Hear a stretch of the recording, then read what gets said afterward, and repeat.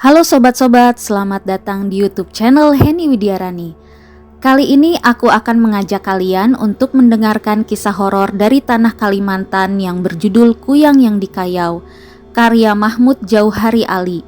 Sebelum dimulai ceritanya, jangan lupa di subscribe, like, komen, dan share ya. Terima kasih sobat-sobat. Kisah ini berdasarkan kisah nyata dari pengalaman sang penulis. Jadi kita sebut saja tokoh dalam cerita ini adalah Mahmud. Inilah alur ceritanya. Mungkin sebagian orang akan marah jika tanah kelahiran mereka dikatai sebagai tempat jin buang anak. Kesannya begitu udik, sepi, dan angker, bahkan jorok. Tapi tidak bagi Mahmud. Mahmud lahir di tengah hutan Kalimantan yang jauh dari kata ramai. Untuk mencapai kota, Mahmud harus menempuh perjalanan air sehari semalam. Lalu dilanjutkan dengan perjalanan darat hingga 10 atau bisa sampai 16 jam lamanya. Pepohonan besar masih tumbuh menjulang di sini. Satwa liar pun semisal piton dan king cobra sering dijumpainya. Jika malam tiba, suasana menyeramkan kian mencekam. Tak ada penerang jalan. Listrik masih bergantung pada generator yang turbinnya digerakkan aliran air sungai. Dan pasokannya hanya cukup untuk keperluan rumah tangga dari beberapa keluarga. Pernah Mahmud melihat ada sesosok perempuan menggendong seorang anak kecil di hutan belantara dekat ladangnya. Jalannya sedikit pincang, lambat sekali, payudaranya panjang. Sesekali si anak terlihat menghisap air susu perempuan tersebut dengan santai dari gendongan belakang. Tak lama setelah itu ia meninggalkan anaknya di samping sebuah pohon besar. Sungguh seorang bocah yang malang dan menyedihkan. Bergegas, Mahmud menuju pohon itu dengan maksud menolongnya. Tapi yang ia dapati malah seorang pria muda berusia sekitar 36 tahunan. Tubuh bagian bawah kepalanya berwujud babi. Matanya menyala seperti obor. Agaknya dia anak haram dari norma adat yang dilanggar. Tanpa pikir panjang langsung ia tebas lehernya hingga putus. Darah merah muncrat tak beraturan. Anehnya saat hendak Mahmud membawa bagian kepalanya, rambutnya menjadi sepasang sayap. Kepalanya terbang, kemudian menempel di tubuh babinya. Setelah itu tak lagi Mahmud menjumpai wajahnya yang muda, melainkan wajah seorang kakek tirus dengan hidung bak belalai gajah. Inikah Pinocchio Kalimantan? Pikirnya sesaat kala itu. Dia tebas lagi lehernya, putus kembali. Darahnya berhamburan, aromanya sangat amis. Peristiwa sebelumnya pun terjadi lagi. Kepalanya menyatu dengan tubuh bagian bawahnya. Dan wajahnya berubah lagi menjadi pria berjabis atau berbulu di bagian muka seperti pada harimau. Lebih seram daripada dua wajah sebelumnya. Tak menunggu lama, Mahmud menebas lagi lehernya dengan mandau untuk ketiga kalinya. Kali ini kepalanya langsung melayang setelah lehernya putus. Terbang dan meninggalkan sebuah pesan kepadanya. Bumi Kalimantan akan kami kuasai, matilah kalian semua. Hahaha. Setelah itu anak haram itu lenyap tak bersisa. Mungkin itulah yang dimaksud peristiwa jin membuang anak. Awalnya leluhur Mahmud adalah peladang berpindah yang menggarap tanah selagi subur. Kala tingkat kesuburannya berkurang, mereka pun mencari lahan baru. Kebiasaan ini berlangsung sudah berabad-abad lamanya. Kebiasaan primitif tanpa memperbaiki kondisi buruk tempat yang ditinggalkan. Ya, beginilah kehidupan Mahmud di sini. Selanjutnya, kakek, nenek, ayah, ibu, dan keluarga Mahmud yang lainnya hanya meneruskan warisan budaya bercocok tanam zaman dahulu. Dan Mahmud dilahirkan tak lama setelah mereka menempati rumah di lahan baru ini, sebuah kawasan di tengah hutan belantara yang subur. Meskipun demikian, kebiasaan berpindah-pindah ini telah berakhir semenjak Mahmud mulai menggunakan pupuk untuk berladang. Ya, pupuk saat pupuk di kota langka atau hanya tersisa yang mahal karena tanpa subsidi pemerintah. Mahmud cukup menggunakan pupuk alami.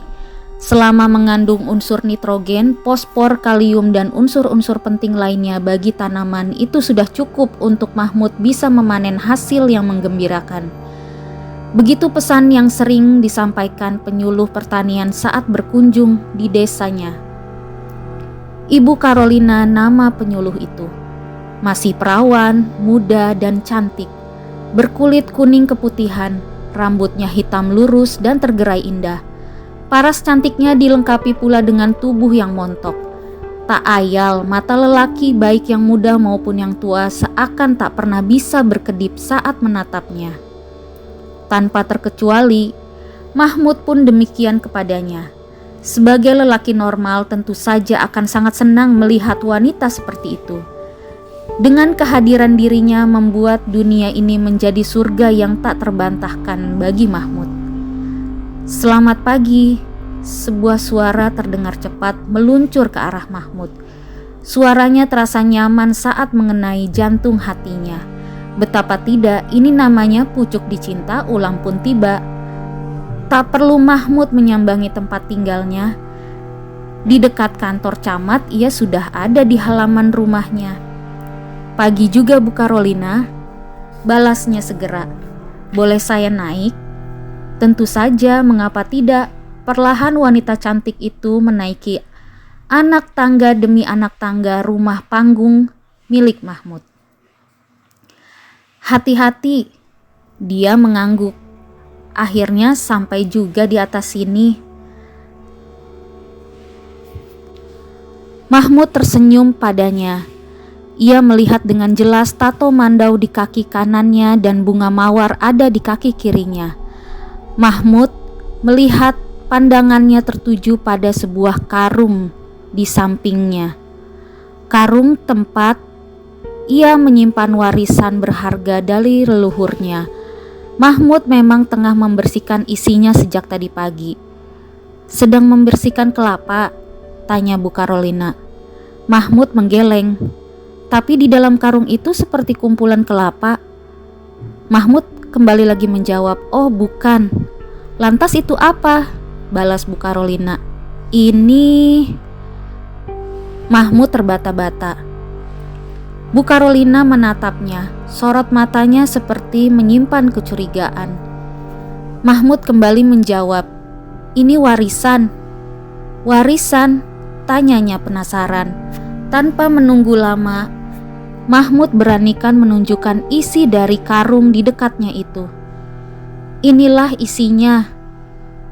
Tiba-tiba matanya terbelalak melihat tengkorak-tengkorak manusia yang dikeluarkan dari dalam karung. Lalu Mahmud menjelaskan, ini tengkorak lama. Leluhur kami yang mengumpulkannya, kami sekedar menyimpan tanpa berniat menambah jumlahnya. Bu Carolina hanya bisa mengangguk-ngangguk tanpa sepatah kata pun. Kian lama pesona Carolina semakin terpancar kuat. Gadis-gadis di desanya mendapatkan saingan berat. Begitu pula para istri, suami mereka tak bisa menahan hasrat yang menggebu-gebu pada gadis berpenampilan ala barat ini. Sebenarnya Mahmud sendiri belum tahu pasti dari mana dia berasal. Kalau dilihat dari warna kulit, tipe wajah dan rambut, Carolina asli produk Kalimantan. Terutama logatnya yang belum bisa dia hilangkan meski sudah berpenampilan semodern mungkin. Pesona khas perempuan Kalimantan begitu kuat melekat padanya. Sungguh pesona yang membuat para lelaki normal tak berkutik, bertekuk lutut di hadapannya, dan pemandangan tak biasa bisa terlihat di warung dekat kediamannya. Banyak lelaki yang nongkrong seraya berharap bisa berjumpa dengan Carolina. Diam-diam Mahmud pun sudah mempelajari kapan dia akan ke warung atau berada di sekitarnya. Misalnya saja pukul 6 pagi, Carolina biasanya membeli sayur-sayuran segar di sana. Kemudian sekitar pukul 8 malam dirinya terkadang menikmati semangkuk bakso keliling yang sering mangkal tak jauh dari warung tersebut. Pada jam-jam itulah Mahmud berada di sana. Hasilnya Mahmud dan Carolina bisa bercengkrama atau sekedar bertukar pandang dan senyuman. Tetapi tadi pagi dan malam ini dia tak memperlihatkan batang hidungnya. Yang Mahmud temukan malah sebuah kehebohan massa. "Ayo kita ke sana, kuyangnya masih berada di dalam rumah Budau." Pak Rus mengajak Mahmud setengah memaksa. Mahmud penasaran, segera Mahmud mengiyakan ajakannya. Kadang mereka berlari, terkadang juga berjalan setengah berlari dengan napas yang terengah-engah. Orang-orang di sekitar mereka pun demikian adanya. Terlihat kerumunan orang di dekat rumah Budau. Lampu-lampu yang ditembakkan dari senter dan ponsel membuat rumah berukuran kecil itu terang benderang. Sementara aroma amis darah mulai menelusup masuk dalam rongga hidung Mahmud. Kuyang memang haus akan darah bayi yang baru lahir dan darah kotor setelah persalinan. Jika tak segera diatasi, bayi dan ibunya akan tewas di tangan Kuyang. "Itu kuyangnya!" seru Paman Kai. Sebuah benda seperti bola hitam melesat keluar dari atap rumah Budau. Di bagian bawah benda itu tergantung sesuatu berbentuk lonjong yang menyala, merah warnanya. Orang awam akan mengatakan itu bola hitam dengan lampu merah, tetapi itu bukan bola, melainkan wujud kuyang saat sedang beraktivitas pada malam hari. Warna hitam tak lain adalah rambut si kuyang, dan benda yang menyala merah ialah jantungnya yang ikut terbang bersama organ-organ vital lainnya. Warga yang lebih dulu datang sebelum Mahmud sudah siap dengan segala peralatan untuk menangkap si kuyang. Mereka mulai menggunakan tali ijuk, melemparkan bawang merah, melebarkan kain kuning, bahkan ada yang mencoba memukul kuyang itu dengan spatula wajan. Selain itu juga ada yang terus-menerus merapalkan mantra khusus untuk menaklukkan kuyang. Sementara Mahmud sama sekali tidak sempat membawa apapun kecuali badan dan pakaian yang ia kenakan. Mahmud melihat target buruannya terbang menghindari serangan demi serangan. Beramai-ramai mereka mengejarnya, memburunya. "Di sana, dia terbang di atas pohon mangga itu, terus kejar, kita harus menangkapnya malam ini juga." Percakapan warga yang sudah terengah-engah terdengar bersahutan seiring langkah mereka yang mulai melambat. Mahmud terpaksa menghentikan langkahnya. Ususnya terasa melilit kencang, terasa pedih sekali, sedang yang lainnya masih memburu kuyang itu. Perlahan Mahmud mengatur napas. Suasana di sini begitu hening. Mereka sudah pergi jauh, tak ada suara teriakan warga. Di sini Mahmud seorang diri, sendiri dibalut sunyi. Ingin mengikuti langkah warga sejurus jalan ini, tapi rasanya Mahmud tak sanggup lagi jika harus turut mengejar bola hitam dengan cahaya merah tersebut. Maka ia memutuskan untuk pulang dengan berjalan perlahan-lahan. Setibanya di rumah, ia mengambil mandau pusaka yang menggantung di dinding rumah. Ya, sebilah mandau warisan keluarganya. Sebenarnya dinding rumah ini dihiasi 7 bilah mandau, tepatnya mandau perang yang terbuat khusus dari batu sanaman mantikei dari Long Pahangai. Leluhur Mahmud memang peladang sekaligus pemburu kepala manusia untuk keperluan tertentu saja pada masanya. Sekali tebas, leher musuh langsung terpenggal. Tak ada istilah kebal jika berhadapan dengan mandau asli seperti ini. Kini Mahmud dan keluarganya sekedar mewarisi senjata pusaka mereka. Sebab keluarganya terikat perjanjian tumbang ano yang melarang kayau mengayau di tanah Kalimantan. Selain itu, memang tidak ada niatan sekalipun meneruskan tradisi penggal leher para musuh kecuali ada situasi yang sangat mendesak. Salah satunya adalah rencana Mahmud mengayau kuyang itu, memutuskan antara kepala dan organ dalamnya. Entah akan berhasil atau tidak, yang jelas Mahmud harus mencobanya agar kampungnya aman dari gangguan manusia pemakai ilmu hitam tersebut. Sayup-sayup seperti ada suara warga terdengar sampai rumahnya. Apa kuyangnya menuju kemari? Pikir Mahmud. Dia menyimak baik-baik. Kian lama suara itu semakin nyata. Benar, itu suara warga. Bergegas, ia mengikatkan tali mandau di pinggangnya. Ia membuka pintu, telak suara nyaring mereka langsung menabrak kencang. Ia melihat warga sudah di halaman rumahnya. "Lampai, kuyangnya di atas rumahmu." Mahmud terkejut, segera ia membalikkan badan dan menoleh ke atas. Tampak kepala dengan juntayan organ dalam itu memang sedang berada tepat di atas atap rumahnya. Sebagian warga melemparinya dengan bawang merah dan lainnya. Tanpa pikir panjang lagi, Mahmud langsung memanjat atap. Sepasang mata putih bak mayat, mata yang bercahaya tapi tidak bersinar terang, benar-benar tampak jelas dia lihat. Sorot matanya menatap Mahmud sangat dalam. Antara hidup dan mati, Mahmud berlari kencang dan melompat sambil mengayunkan mandau ke arah bawah kepalanya. Dengan cepat pula dia melayang lebih tinggi. Dia berhasil menghindar dengan cepat. Ayunan mandau Mahmud menebas angin dan Mahmud terjatuh. Tubuhnya menimpa atap, terguling berkali-kali lalu mendarat di samping batang pohon nangka yang bersandar di tepi atap. "Hati-hati Lampai, dia bukan manusia biasa," Kumpa teman Mahmud sejak kecil mengingatkan. Sebagian warga yang lain mengejarnya. Ya, kuyang itu sudah tidak ada di atas atap rumah Mahmud lagi. Dia sudah pergi menjauh. Lantas bagaimana? Mahmud harus membunuhnya. Menggunakan parang maya, Mahmud tak memiliki jejaknya, semisal bekas telapak kakinya di atap ini. Jangankan itu, menyentuhnya saja Mahmud tidak bisa. Mungkin bagi yang berilmu lebih tinggi bisa saja menggunakan santet tanpa perantara jejak. Masalahnya Mahmud belum bisa sampai di tingkat itu. Apa yang harus kita lakukan? Kumpa melemparkan pertanyaan kepada semua yang masih berada di depan rumah Mahmud.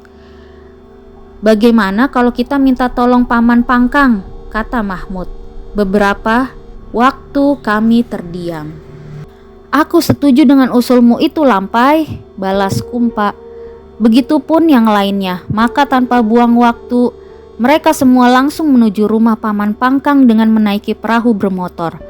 Perlu waktu 1 jam untuk menemui pria yang mereka kenal memiliki ilmu mandau terbang ini. Maklum dia tinggal di desa lain. Setelah mengutarakan maksudnya, pria bertubuh kurus ini pun bersedia.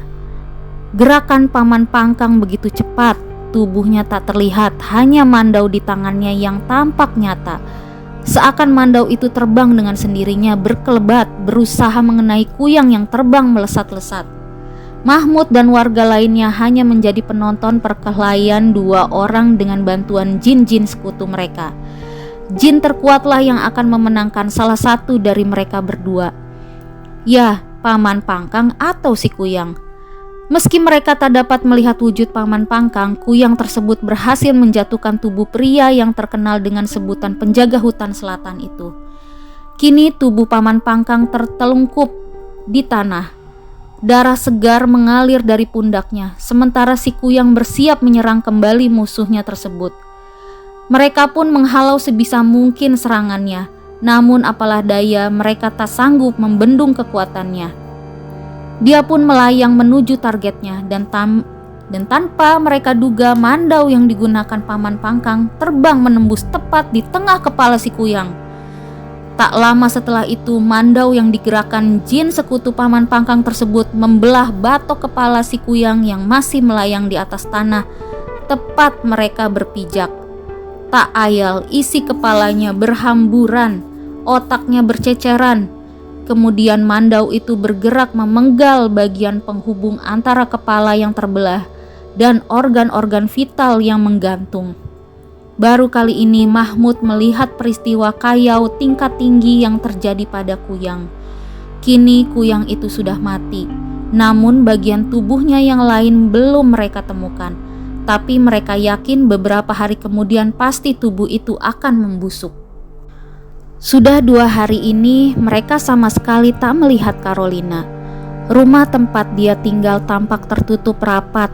Agaknya perempuan cantik itu sedang pulang ke kotanya. Mungkin, bisa juga tidak, sebab ini hanya dugaan. Tak ada yang tahu di mana persisnya dia berada. Yang jelas semua lelaki di sini merindukannya. Jujur saja rasa ini membuat Mahmud tidak nyaman meskipun udara sangat sejuk. Kicauan burung terdengar merdu, bahkan lengkung langit sedang indah-indahnya. "Oi, apa yang sedang kamu lakukan?" Suara Kumpa mengganggu lamunan Mahmud. Tampilannya tampak rapi di atas sepeda motor kesayangannya. "Biasa memandang dedaunan dan bunga-bunga." "Kamu sendiri hendak kemana?" tanya balik Mahmud. "Di sini suntuk, aku ingin jalan-jalan. Ya, siapa tahu saja bisa bertemu seseorang yang membahagiakan." Mahmud hanya tersenyum. "Lebih baik kamu ikut aku," ajak Kumpau. "Boleh," jawab Mahmud. Mereka pun menyusuri jalan desa. Sepanjang jalan, Mahmud terbayang wajah Carolina. Paras cantiknya melekat kuat dalam ingatannya. Sebuah wajah yang indah seperti rembulan dalam lengkung langit yang bercahaya. Aduh, hidung Mahmud terhantuk helm Kumpa. "Maaf, aku ngerem mendadak, ada sesuatu di sana," balas Kumpa. Mahmud mengikuti gerak kepalanya menengok ke arah belakang. "Sebaiknya kita lapor kepala desa saja," balas Mahmud. Tanpa berkata-kata lagi, mereka langsung berbalik arah. "Sebenarnya apa yang kamu lihat?" Mahmud penasaran. "Nanti kamu akan lihat sendiri. Kita menemui Pak Das dulu." Entah apa yang sebenarnya Kumpa lihat. Sementara motor mereka terus melaju kencang. Dari kejauhan tampak rumah Pak Das. Tak berapa lama mereka sampai dan Kumpa segera mengetuk pintu rumah Pak Kepala Desa itu sambil memanggil-manggil. "Pak Das, Pak Das." Pintu dibuka, seorang pria paruh baya menyembul keluar. "Ada apa?" tanyanya. Ada. Kumpa terbata-bata. "Ada apa sebenarnya, Kum?" tanya Pak Das sekali lagi. "Jawab dengan tenang, kawan." Mahmud mencoba menenangkan kawannya itu sambil menepuk-nepuk pundaknya. "Di sana ada mayat." "Mayat?" Pak Das memastikan. Kumpa mengangguk. Tak lama kemudian mereka bertiga dengan beberapa warga lainnya langsung ke pos polisi terdekat untuk selanjutnya mengecek kondisi mayat yang dilihat Kumpa.